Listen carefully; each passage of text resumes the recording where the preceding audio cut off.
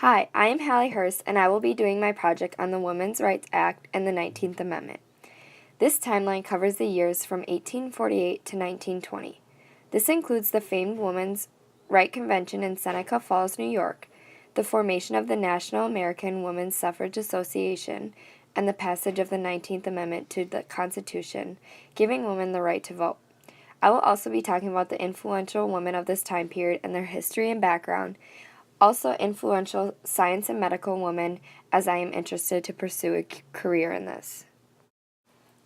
The women's rights definition is known as the effort to secure equal rights for women and to remove gender discrimination from laws, institutions, and behavioral patterns.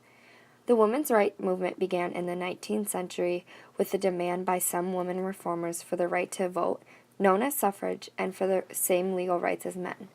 Though the vote was secured for women by the 19th Amendment to the U.S. Constitution in 1920, most of the gains women have made in achieving legal equality and ending gender discrimination have come since the 1960s, known as the Civil Rights Legislation. As we know, in 1920, the 19th Amendment to the U.S. Constitution is ratified. It declares specifically, the right of citizens of the United States to vote shall not be denied or abridged by the United States or by any state on account of sex or gender. The women's rights movement is the effort to secure women's rights, and it began at a convention in Seneca Falls, New York, in 1848. A group of women and men drafted and approved the Declaration of Sentiments, an impassioned demand for equal rights for women, including the right to vote. The Declaration was modeled after the language and structure of the Declaration of Independence of 1776. Many gathered at Seneca Falls, including early women's rights leaders Susan B. Anthony and Elizabeth Cady Stanton, seeking an end to slavery. However, these women realized that they were second-class citizens, unable to vote, and possessing few legal rights, even if they were married. Some leaders, like Lucy Stone, saw parallels between women and slaves. Both were expected to be passive, cooperative, and obedient. In addition, the legal status of both slaves and women was unequal to that of white men. After the Civil War in 1865, many of these reformers fully committed their energies to gaining women's suffrage. Stanton and Anthony established the National Women's Suffrage Association, NWSA, that sought an amendment to the U.S. Constitution similar to the 15th Amendment, which gave non-white men the right to vote. In 1872, Anthony was prosecuted for attempting to vote in the presidential election. Stone, on the other hand, helped form the American Women's Suffrage Association, AWSA. AWSA worked for women's suffrage on a state-by-state basis, seeking amendments to the state constitutions. The U.S. Supreme Court was hostile to women's suffrage. In Minor v. Happersett, 1875, the court rejected an attempt by a woman to cast a ballot in a Missouri election.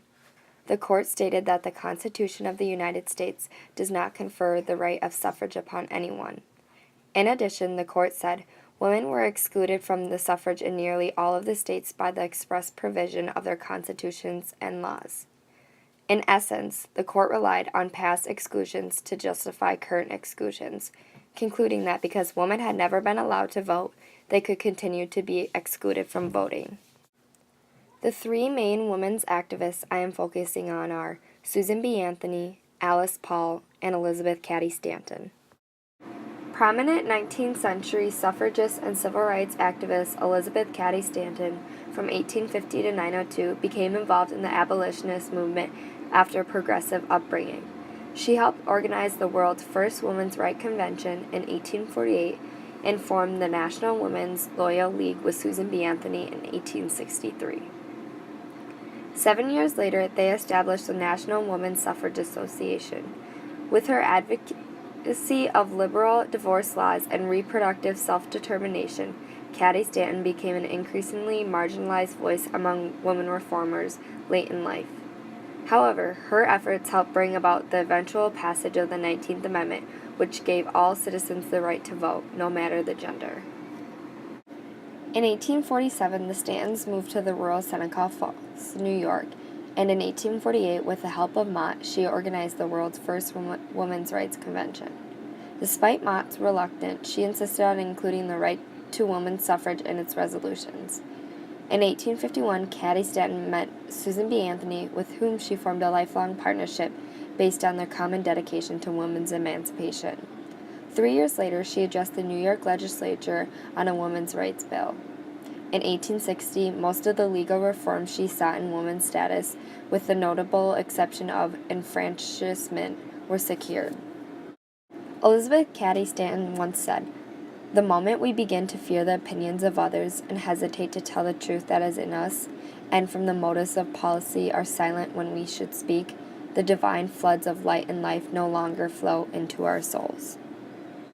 In 1898, she published the Woman's Bible, a scholarly but irreverent feminist commentary, for which the National American Woman Suffrage Association censored her. Although she embittered, she continued her independent course on behalf of the women's emancipation until her death in 1902.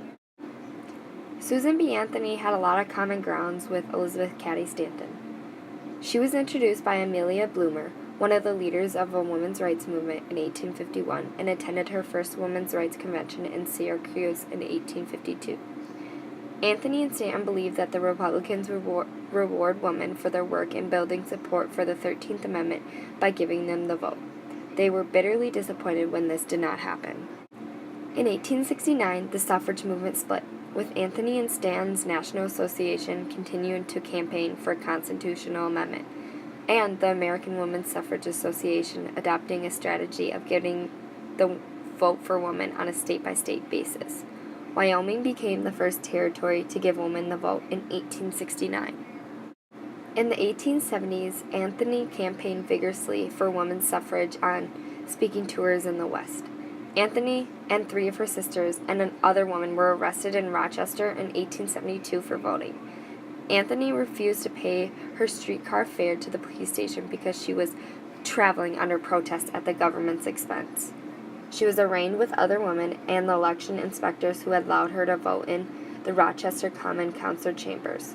She refused to pay bail and applied for a habeas corpus, but her lawyer paid the bill, keeping the case from the Supreme Court. In 1877, she gathered petitions from 26 states with 10,000 signatures, but the Congress laughed at them. She appeared before every Congress from 1869 to 1906 to ask for a passage of suffrage amendment. Between 1881 and 1885, Anthony Stanton and Matilda Joslyn Gage collaborated on and published The History of Women's Suffrage. The last volume, edited by Anthony and Ida Husted Harper, was published in 1902.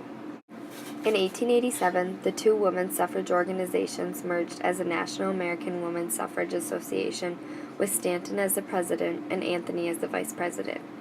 Anthony became the president in 1892 when Stanton retired. Anthony campaigned in the West in the 1890s to make sure that territories where women had the vote were not blocked from admission to the Union. She attended the International Council of Women at the 1893 World's Fair in Chicago. And in 1900, at age 80, Anthony retired as the president of NAWSA. American suffragist Alice Paul from 1885 to 1977 was born into a prominent Quaker family in New Jersey. While attending a training school in England, she became active with the country's radical suffragists. After 2 years with the National American Women's Suffrage Association, NWSA, she co-founded the Congressional Union and then formed the National Woman's Party in 1916.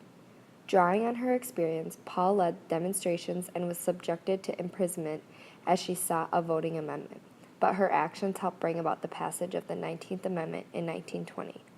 Paul continued to push for equal rights and worked from the National Woman's Party headquarters in Washington, D.C., until her later years in life. As said before, Paul broke with the NAWSA in 1914 and co-founded the Congressional Union. In 1916, she founded the National Woman's Party. She led pickets at the White House and Congress, and despite America's entry into World War I, she refused to abandon these tactics. She and her colleagues were arrested and imprisoned. They engaged in hunger strikes and endured forced feedings at the hands of the authorities. Ultimately, her tactics, as well as persuasion from Carrie Chapman Catt, induced President Woodrow Wilson to make a federal suffrage amendment a war measures priority, and stand he had previously refused to take. Paul was a pivotal force in the passage and ratification in the 1920 of the 19th Amendment. One thing Paul said that it is incredible to me that any woman should consider the fight for full equality won. It has just begun. There is hardly a field, economic or political, in which the natural and unaccustomed policy is not to ignore women. Unless women are prepared to fight politically, they must be content to be ignored politically. Although there are many women who had an impact on women's rights suffragists, these three women are the most influential in my opinion.